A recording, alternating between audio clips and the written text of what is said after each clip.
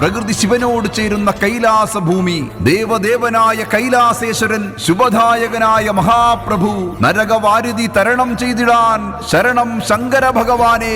അങ്ങയുടെ സ്വയംഭൂവായ സന്നിധി പുൽകിടാൻ ദേശമൊന്നാകെ ഭഗവാന്റെ മഹാശിവപുരാണ യജ്ഞസന്നിധിയിലേക്ക് അണയുമ്പോൾ ദേവാ തവ കൃപയാൽ കാത്തു പരിപാലിക്കണേ എന്ന പ്രാർത്ഥനയോടെ അവിടുത്തെ തിരുമുമ്പിൽ ചുനക്കര തിരുവൈരൂർ ശ്രീ മഹാദേവ ക്ഷേത്ര സന്നിധിയിലെ മഹാശിവപുരാണ യജ്ഞത്തിന്റെ സമാപന ദിവസം 2024 നവംബർ 14 കൃത്യം 3 മണിക്കു തന്നെ ക്ഷേത്ര നഗരിയിൽ നിന്നും ആരംഭിക്കുന്ന അവഭൃത സ്നാന ഘോഷയാത്ര ഭഗവാന്റെ തിരുവെഴുന്നള്ളത്തിൽ അകമ്പടി സേവിക്കുവാൻ കുടുംബസമേതം ഭഗവാന്റെ സന്നിധിയിലേക്ക് ഏവരെയും ചുനക്കര തിരുവൈരൂർ ദേവസ്വത്തിനു വേണ്ടി ദേവാദിദേവനായ ചുനക്കര മഹാദേവന്റെ നാമധേയത്തിൽ സ്വാഗതം ചെയ്യുന്നു, ക്ഷണിക്കുന്നു.